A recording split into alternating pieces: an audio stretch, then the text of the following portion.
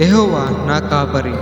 ఒక గొర్రెల కాపరి గొర్రెలను ఎలా రక్షిస్తాడో అలాగే మన జీవితంలో మనకు కలిగే అనేక బాధల నుండి, అనేక ఇబ్బందుల నుండి, ఎటు వెళ్ళాలో ఏం చేయాలో తెలియని సందేహంతో ఉన్న మనకు ఆయన ఎల్లప్పుడూ తోడై ఉంటాడు. ఈ వాక్యం మనకు నమ్మకాన్ని, ధైర్యాన్ని కలగచేస్తుంది. దేవుని శక్తి ఎప్పుడు మనతోనే ఉంటుందని ఈ వాక్యం మనకి గుర్తు చేస్తుంది.